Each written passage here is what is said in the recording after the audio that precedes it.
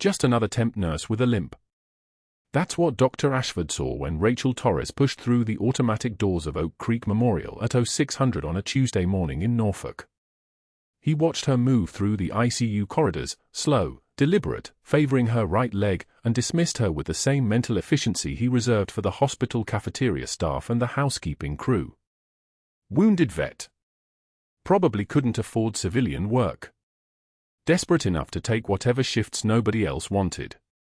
He didn't see the hands. That was his first mistake.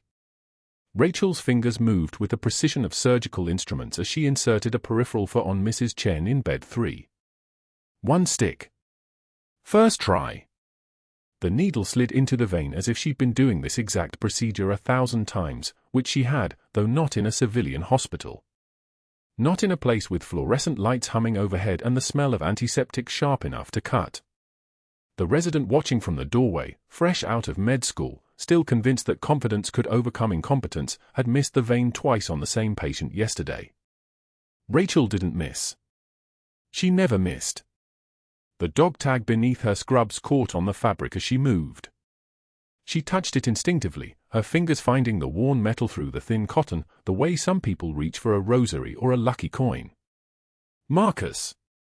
Her late husband. The tag hung on a chain so old and broken that it barely held together, the same way she barely held together most mornings when she woke up and remembered that the other side of the bed would always be empty. The metal was warm against her skin. She pressed it once, held it for a breath, and released. Then she checked the 4-drip rate and moved to the next patient without looking back. Norfolk in September was a wall of humidity that hit you the moment you stepped outside. Rachel had learned to hate it. The heat made her prosthetic leg ache in ways that no amount of physical therapy could fix, made the phantom pain worse, the sensation of a limb that wasn't there anymore sending false signals up her spine like static on an old radio. But the air conditioning inside Oak Creek Memorial was industrial and precise, the kind of cold that came from buildings designed to keep people alive in carefully controlled environments. She preferred it. She preferred anything to the chaos of outside. The morning stretched out in the rhythm that had become familiar over the past 6 weeks of temp work. Vital signs. For checks. Medication passes under the supervision of actual licensed nurses who still treated her like she might be dangerous if left alone with anything important. Nobody asked her name. Nobody asked where she'd worked before. The application had listed only the basics, Rachel Torres, LPN, references available upon request. The references were real but buried deep, from civilian contractors in areas where nobody asked too many questions about military medicine. Dr. Ashford appeared in the hallway around 0800, his white coat pristine, his expression arranged in the particular blend of confidence and contempt that seemed to come standard issue with the medical degree. He moved through the ICU like a man accustomed to occupying space that others should apologize for existing in. Rachel was checking the blood pressure on Mr. Patterson in 4 when she sensed him watching her. She didn't look up. Her movement stayed calm, mechanical, practiced. BP 118/74. Stable. She noted it on the chart, her handwriting small and precise, the kind of penmanship that came from years of documenting field reports in the dark, writing damage assessments in languages that didn't have proper alphabets. When she finally glanced sideways, Dr. Ashford was still there, his eyes moving over her with the particular attention someone gives to a piece of equipment they're considering whether to keep or discard. Torres. Not a greeting. A confirmation. Doctor. 2 words, barely above a whisper. He moved on without another word, but she felt the weight of his assessment settle over her like a cold shadow.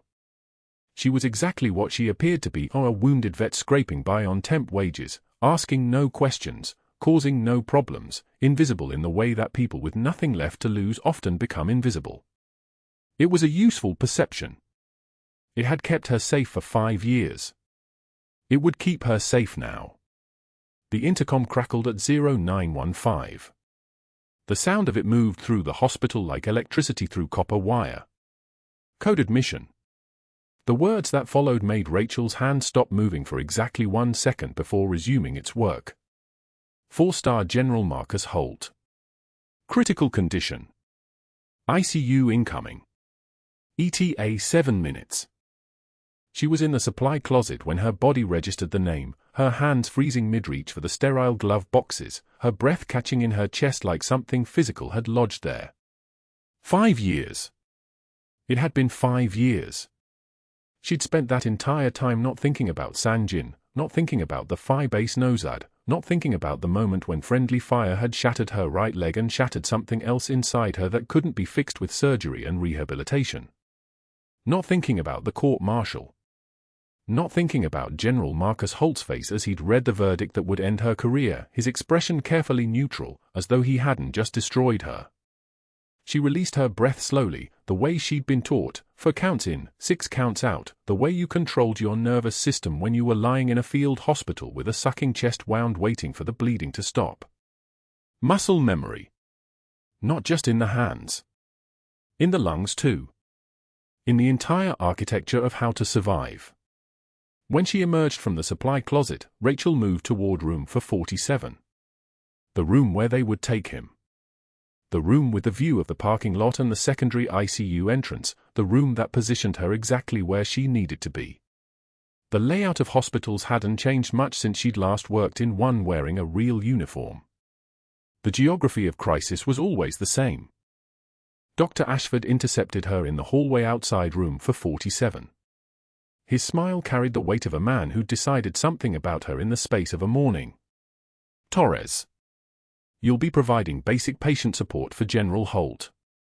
Vitals, comfort measures, nothing beyond your scope. Is that understood? Understood, Doctor. The General is a VIP. We have excellent physicians assigned to his care. 5 of the best attending physicians in Norfolk.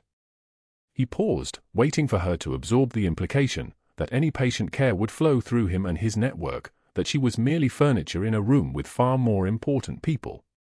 Your job is to stay out of the way and do exactly what you're told. Nothing more. Yes, Doctor. She didn't meet his eyes. She didn't need to.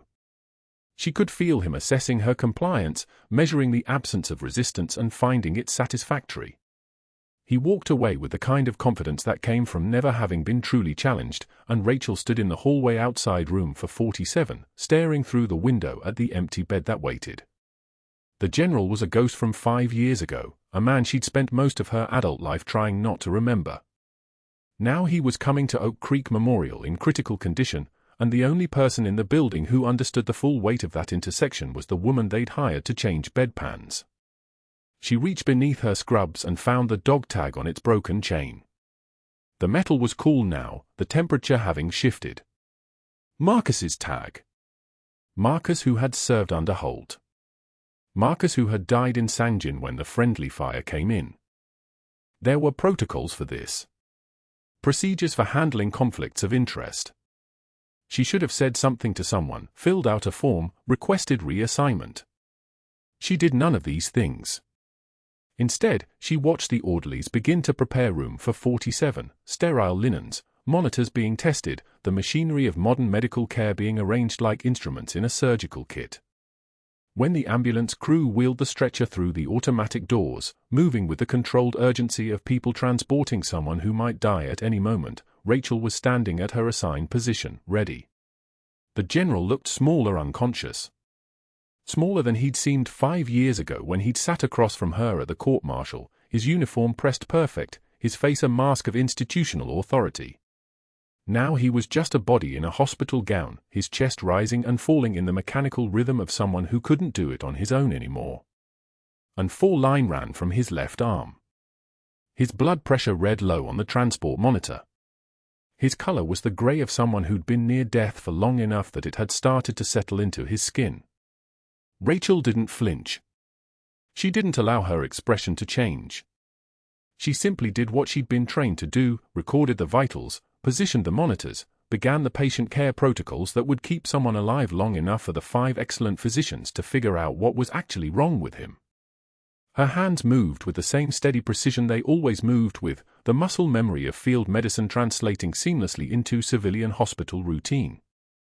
But her fingers found the dog tag again when she had a moment alone, when the room had cleared and it was just her and the unconscious General in the sterile quiet of room 447. She held it for 3 seconds. Let herself remember Marcus's face. Let herself remember Sanjin. Then she released it and got back to work, because that was what you did when the past had the audacity to show up in your hospital bed demanding to be saved. The day had barely begun, and everything had already changed.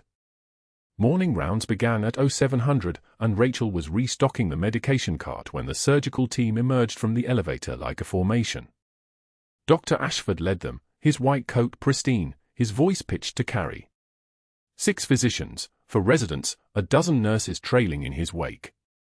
They stopped outside room for 47. The general's door. "Gimpy," Ashford said without turning. "Grab those charts." The air pressure changed. Rachel felt it the way soldiers feel an incoming mortar, a shift in the room's temperature, a collective intake of breath. She didn't hesitate. Didn't look up. She moved to the chart rack, retrieved the 3 folders, and extended them toward him. Her hands were steady. 1 measured breath. That was all it took to keep the trembling somewhere deep, somewhere private. "Thank you, Gimpy," Ashford continued, his voice dripping with contempt as she passed the files. "See how simple it is when you stay in your lane." A resident laughed. Someone else shifted their weight, uncomfortable. Rachel felt the weight of their eyes like a physical thing, pressing against her back as she turned to walk away. The fluorescent lights buzzed overhead, indifferent to the small cruelty taking place beneath them. She didn't flinch. Didn't slow. Returned to the medication cart and continued her work with the precision of someone who had learned long ago that showing pain only gave predators a reason to bite deeper. An hour later, at the nurse's station, Ashford found her reviewing discharge papers. He moved like a man who'd never been told no, who believed his presence was gravitational. He positioned himself between Rachel and the exit, deliberate, blocking her path. His voice dropped low, but there was nothing quiet about the threat in it. "I reviewed your credentials, Torres." Not Gimpy this time. A small escalation, a shift in tactics. Temp agency. Community college nursing degree. No specialty certifications. You're barely qualified to empty bedpans. Rachel set down her pen. Met his eyes. Her voice came out steady, each word separate and distinct. "The patient's creatinine is elevated, doctor. Someone should check his kidneys." Ashford's face reddened like someone had turned up the heat from the inside out. "Don't presume to diagnose." Each word was a weapon, carefully placed. "You understand the hierarchy here, Torres? I don't answer to temps. And temps don't question physicians." She said nothing. Sometimes silence was the sharpest blade. That afternoon, Rachel was supposed to be assisting in pediatrics, Ashford's reassignment, his way of removing her from proximity to General Holt. But the system flagged something. She'd accessed the medication logs from room for 47 an hour before her shift change, and the discrepancies burned in her mind like phosphorus. Morphine doses documented but not administered. Fentanyl signed out in quantities that didn't match the general's pain management protocol. Someone was diverting. Someone was taking what belonged to dying patients and rewriting the records. She was studying the printout near the supply closet, her leg aching from the walk between floors, when Ashford appeared. Not approaching. Already there. As if he'd been waiting. "You saw the medication logs from room for 47, didn't you?" His voice was low and venomous, the voice of a man who decided his patience had expired. "Don't lie to me. You're not smart enough to lie convincingly." Rachel looked at him. Really looked. Saw the calculation in his eyes, how to neutralize her, how to remove the threat before she could become one. "I'm moving you to night shift effective immediately," he continued, his body angled to block her against the shelving. "And I've already called administration about your transfer. Full background investigation. Credentials review. They're very interested in how a community college grad got placed at a level 1 facility." She took one measured breath. Her hand rose almost unconsciously, fingers finding the single dog tag beneath her scrubs. The broken chain that held her dead husband's name. Marcus. Lost in Sanjin. The same place where the man in room for 47 had commanded her unit before everything went wrong. One tear escaped. Just one. She didn't flinch from it. "You can move me wherever you want, Doctor," she said, and her voice was something different now, something that had weathered fire and emerged still solid. "But those logs are already burned into my memory." Ashford's jaw tightened. He'd expected her to crumble. Instead, she'd simply stated fact. A woman reporting on the weather. This made him angrier than capitulation ever could have. The evening parking lot was crowded with day shift leaving. Rachel was crossing toward her car when Ashford intercepted her again, this time with witnesses. Intentional. Calculated. He wanted the message to spread. "Effective tomorrow, you're reassigned to the pediatric wing. You're out of your depth here, Torres." His voice cut through the din of departing staff like a knife through silk. "This is a critical care ICU, not a place for damaged temps who can barely walk." The silence that followed was the kind that comes from watching someone choose cruelty without consequence. Rachel's hands shook as she unlocked her vehicle. She could feel the whispers forming before they were even spoken, the narrative already being written, the gimp nurse who couldn't hack critical care. The temp who'd overstepped. The problem that had been solved. She sat in the driver's seat for 3 minutes without starting the engine. That night, at Arlington Satellite Cemetery just outside Norfolk, Rachel found her husband's grave in the rain. The mud was thick. She knelt anyway, her jeans soaking through, the dampness seeping into her skin like the cold of understanding something terrible and irreversible. "I failed, Marcus," she whispered to the granite headstone. "I saved the man who destroyed us both, and now I'm losing everything again." The rain came harder, drumming against her shoulders like small fists. Somewhere in the darkness beyond the cemetery gates, a train horn sounded, long and mournful, the sound of distance becoming impossible. She knelt there until her hands went numb. Until the rain had washed away everything except the weight of it, the medication logs burned into her memory, the general in room for 47 dying by increments, and Dr. Ashford making calls to administration while she knelt in mud whispering apologies to a dead man. What happened next would change everything. But Rachel didn't know that yet. The pediatric wing hummed with the false comfort of routine. Rachel clocked in at 0600, the badge around her neck catching the fluorescent light like a small silver eye. 16 hours since Arlington. 16 hours since kneeling in the rain. The assignment board showed her name, temporary placement, 3rd floor, well away from the ICU where General Marcus Holt lay dying in increments nobody could measure yet. She moved through the pediatric ward like a ghost moving through a house it used to own. Temperature checks. Vital sign monitors. A 7-year-old with pneumonia who gripped her hand like she was the only real thing in the room. Rachel stayed an extra 3 minutes, which she couldn't afford to do, but the child's breathing had synchronized with her presence. There were rules about this, about becoming attached, but rules were written by people who'd never lost a war on their knees in someone else's mud. At 0847, she passed the nurse's station and saw the computer terminal glowing with the hospital's shared monitoring system. 5 seconds. That's all it took. She pulled up General Holt's vital signs from a password she shouldn't have memorized, using credentials she wasn't supposed to access outside her assigned ward. Blood pressure 158/94. Heart rate 103 and climbing. Oxygen saturation 94%. All of it normal for a recovering cardiac patient, for now. His pericardial fluid readings were flagged yellow, elevated but not yet critical. Rachel's hand stilled over the keyboard. The color of that flag meant something was beginning. Something slow. Something deliberate. She returned to pediatrics and medicated a 6-year-old's fever. She changed a dressing on a burn wound.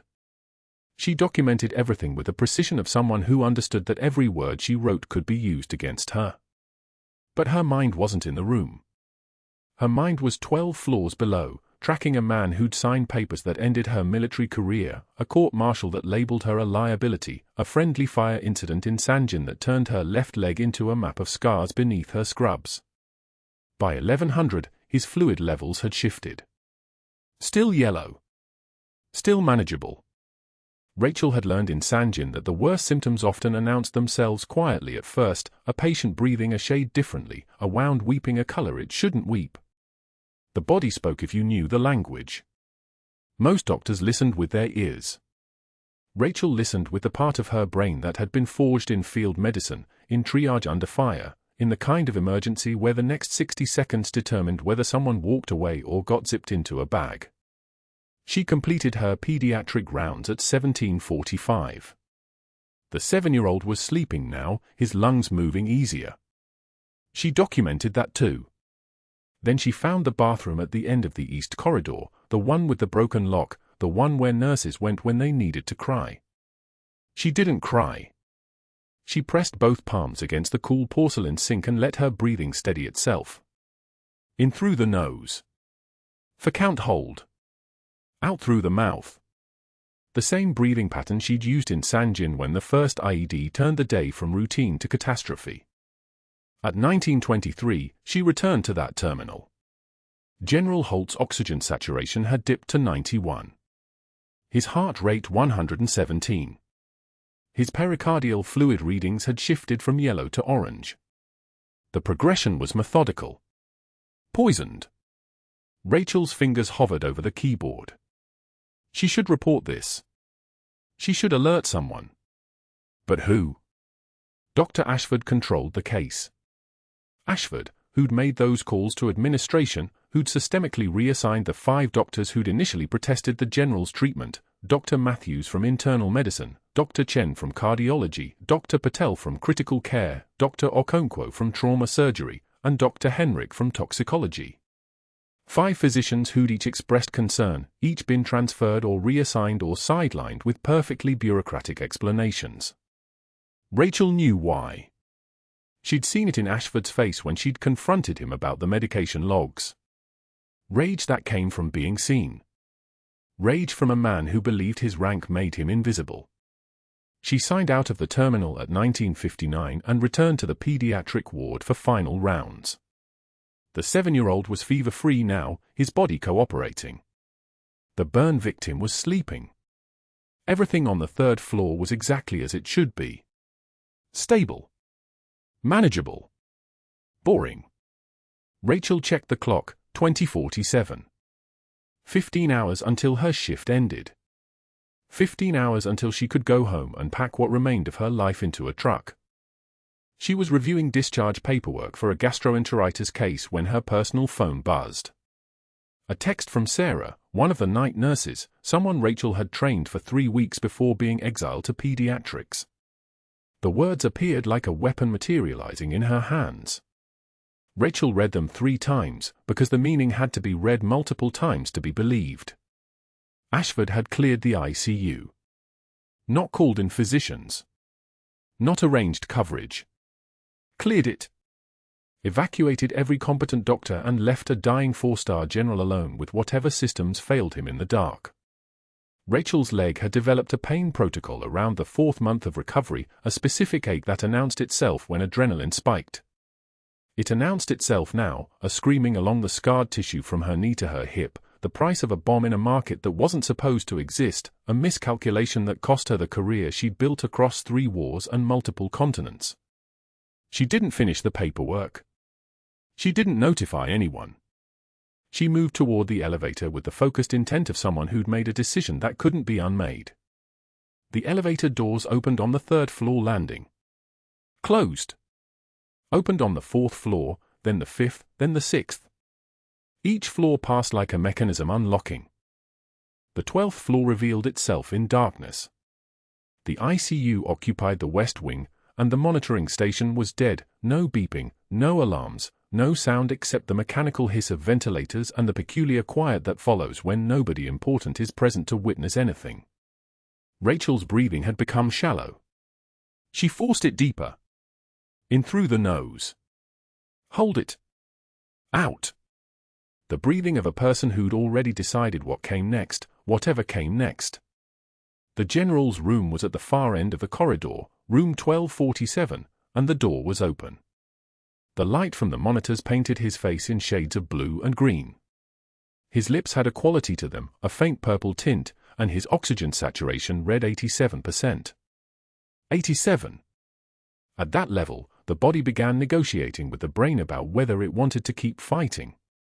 His chest rose and fell in irregular patterns, the breathing of a man whose blood was becoming something thicker than blood, something that wouldn't carry oxygen anymore.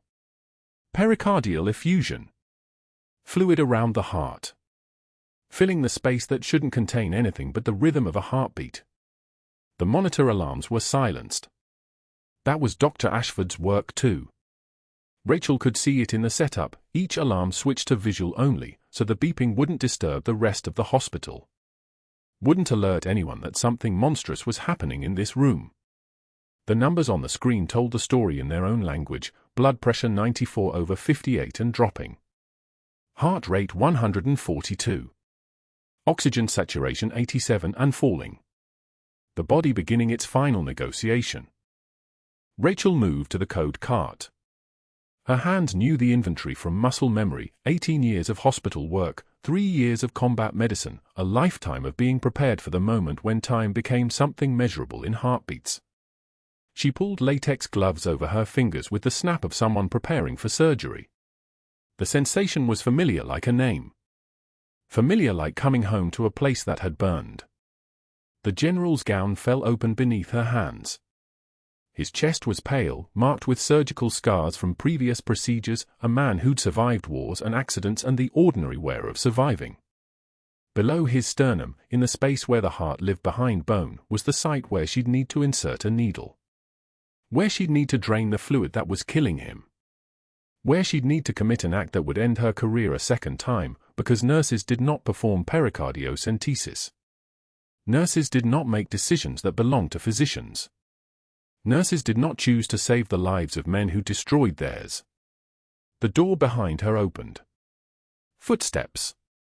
Not hurried. Not concerned.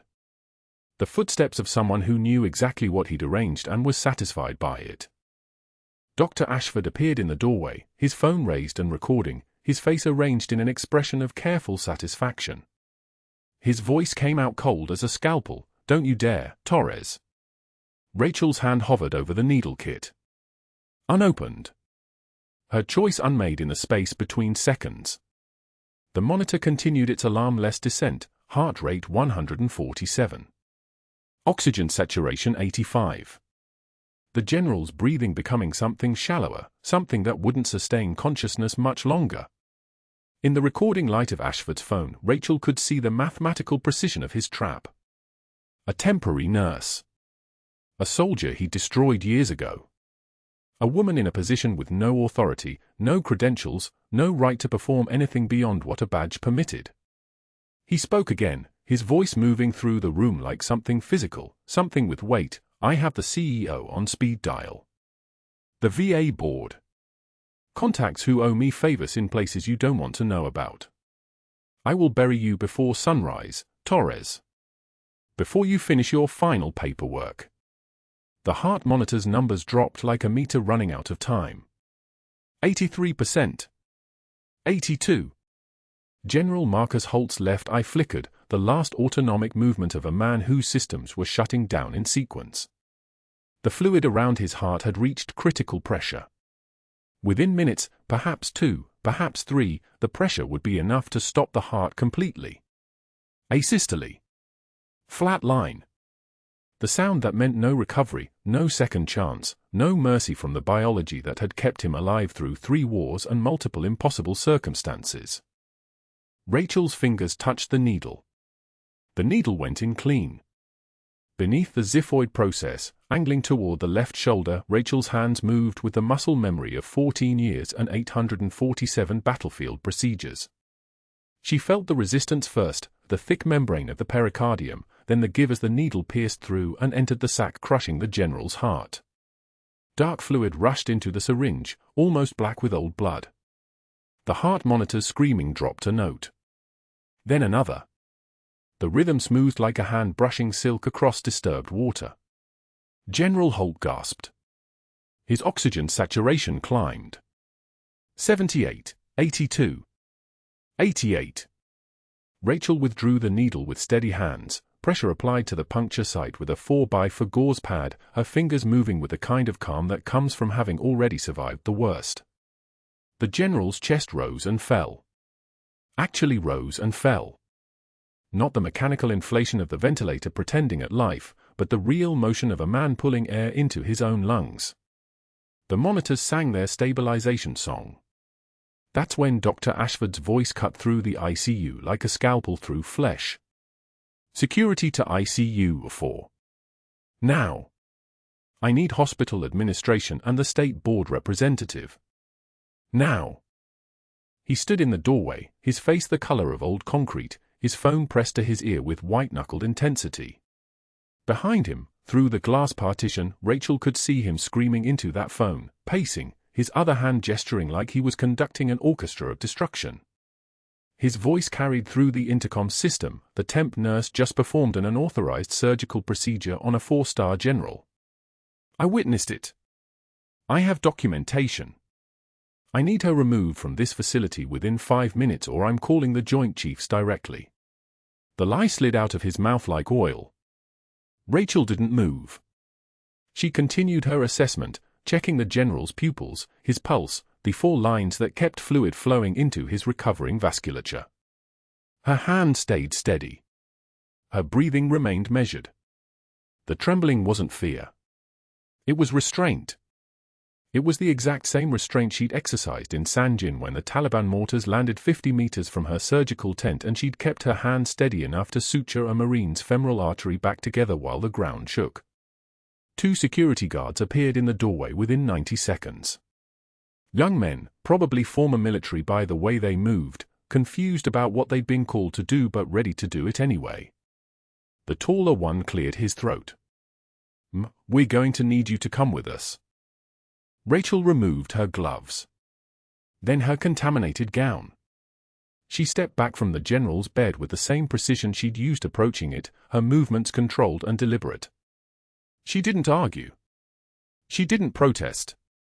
She didn't explain. She simply complied, the way soldiers do when the order comes down and there's no point in resistance because the machinery is already in motion. Your father's pericardial pressure is relieved, she said quietly to the monitor, not to anyone in the room. Just a statement of fact. Just information recorded for the next nurse who would walk through that door. Watch for reaccumulation. He'll need an ultrasound in 4 hours. Dr. Ashford appeared in the ICU doorway as she walked past him, his face twisted with something that looked almost like triumph. You're done, Torres. Security is escorting you out, and I'm filing a formal complaint with the State Board for practicing beyond your scope of practice. You just committed medical malpractice on a 4-star general. You just violated federal law. Rachel didn't break stride. She didn't turn to look at him. She didn't give him the satisfaction of a response. The hallway stretched before her like a corridor in a nightmare, fluorescent lights buzzing overhead with that particular hospital hum that sounds like machinery counting down. Her prosthetic leg sent small electric pulses through her residual limb with each step, a sensation like distant lightning. The security guards flanked her, not aggressive but present, professional about the whole thing. They'd done this before. Escorting terminated employees out of medical facilities was probably part of their standard rotation. At the nurse's station, the charge nurse, Sarah, the one who'd quietly texted Rachel about the general's deterioration, looked up from her charting. Her eyes went wide. The monitors on the wall behind her continued their steady pulse of information, every vital sign from every patient, a symphony of lives continuing in their individual arcs. I'm sorry, Sarah whispered. Rachel didn't respond. She just kept walking. The employee locker room was quiet when they arrived.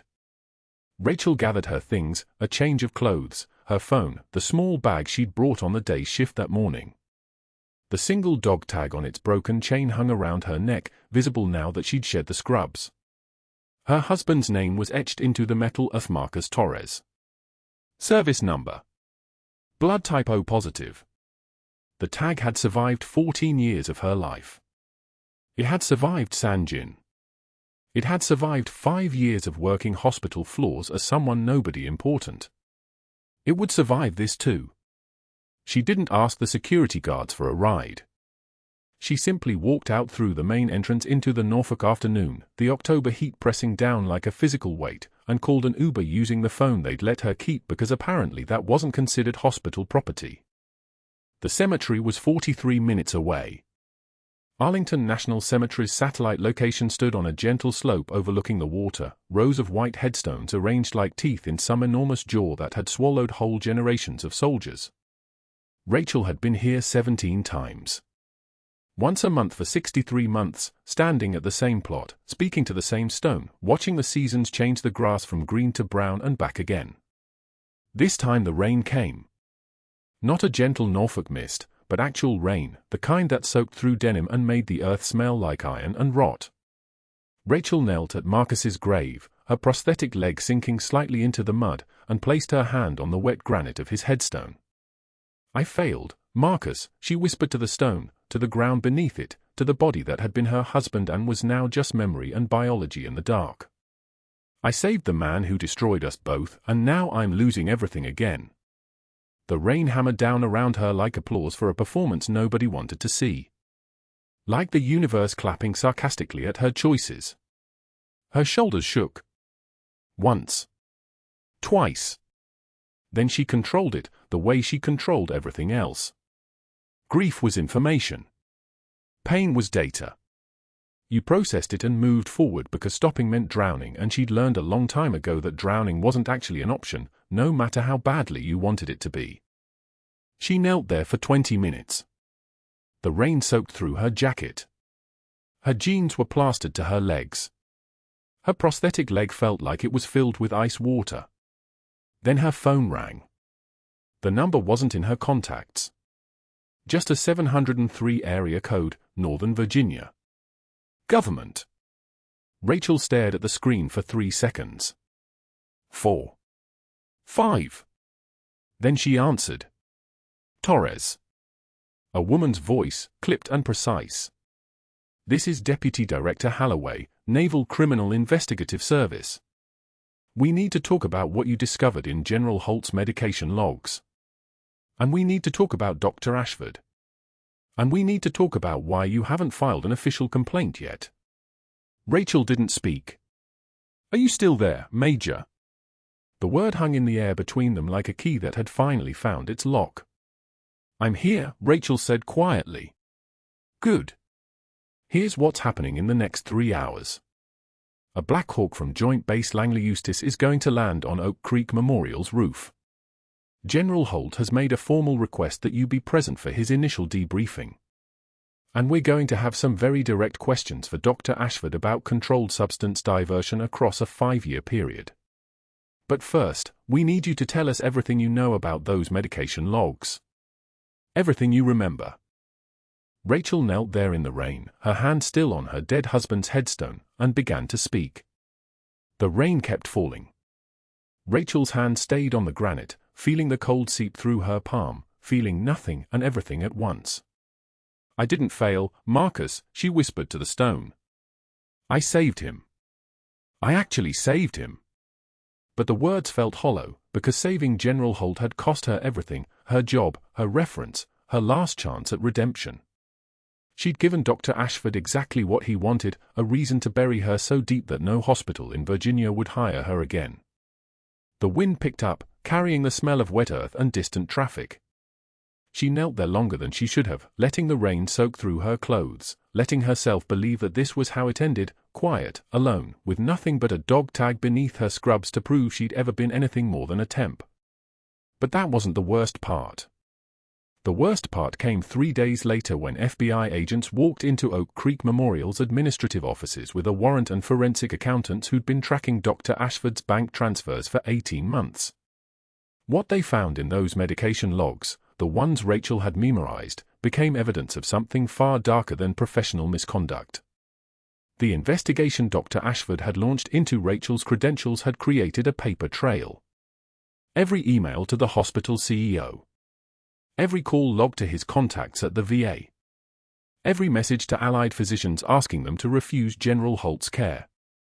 Each attempt to isolate Rachel, to silence her, had left digital fingerprints that led directly back to him.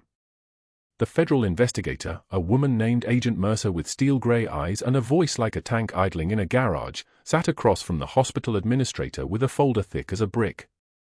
Dr. Ashford diverted over $50,000 in morphine and fentanyl over 18 months from terminally ill patients, she said, sliding photographs across the desk.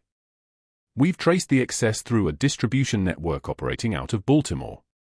When Major Torres noticed the discrepancies, Dr. Ashford didn't report it.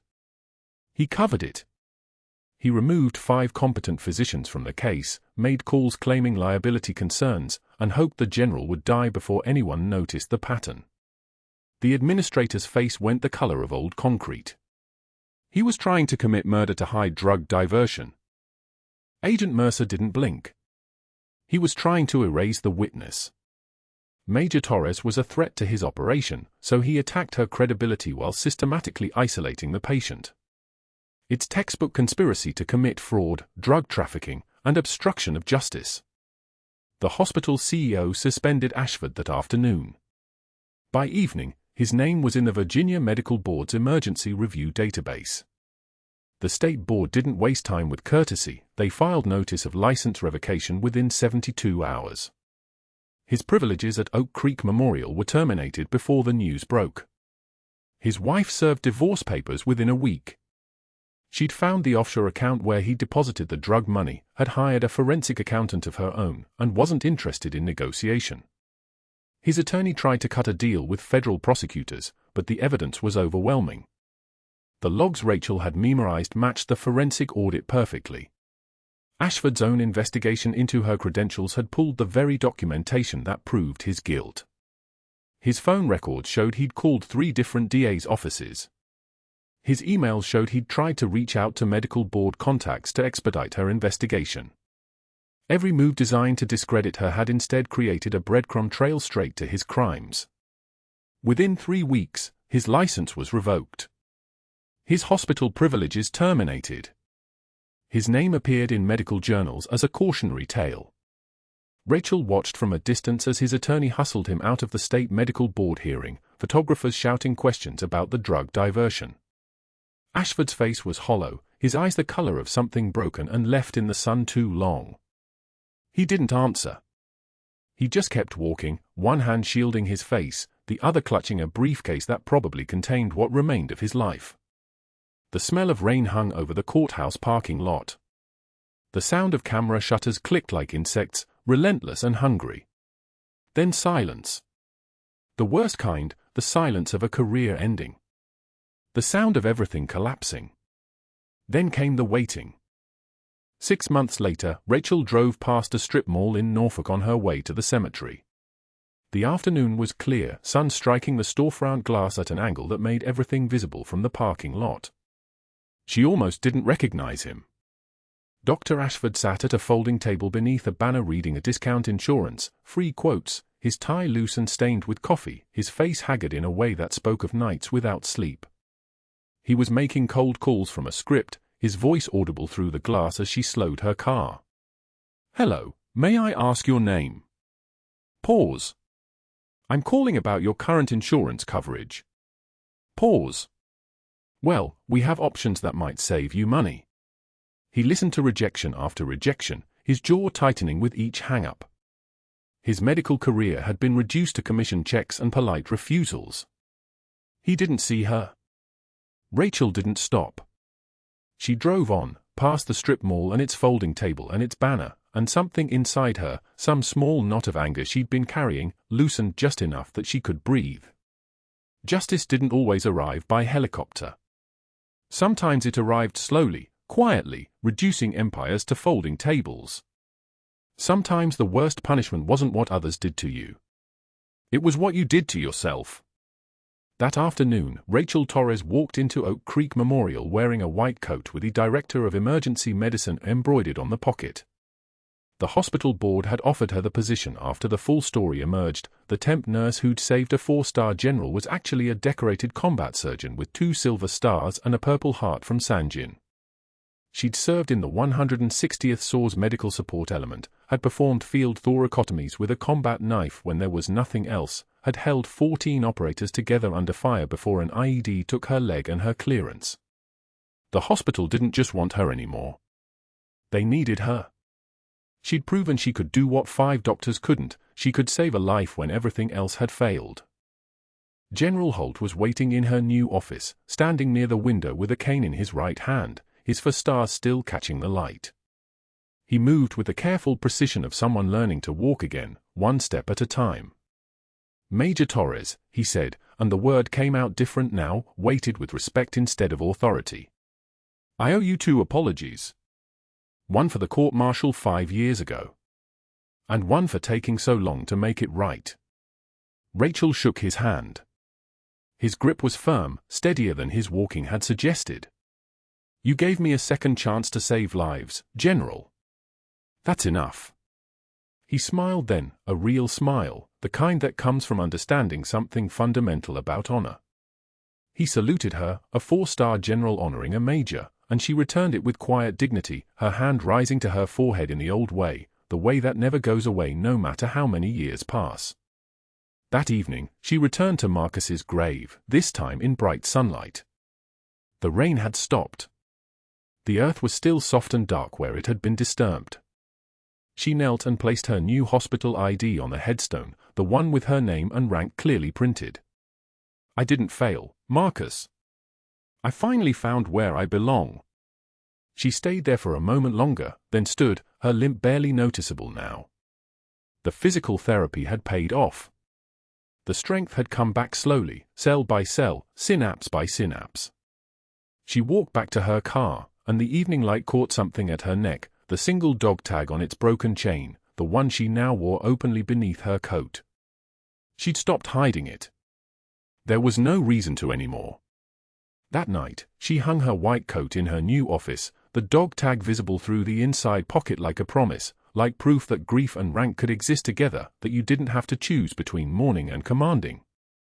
The hospital hummed around her with the sound of living work, monitors beeping, pages sounding, the ancient rhythm of doctors and nurses moving through corridors, saving lives one shift at a time. Sometimes the bravest warriors carry stethoscopes, not guns. If this story resonated with you, if you've ever been underestimated by someone who didn't know your true strength, then subscribe and share this with someone who needs to hear it. Comment below, have you ever judged someone only to find out you were dead wrong? And hit that like button for Rachel Torres and every quiet professional who's ever carried a secret that could change everything.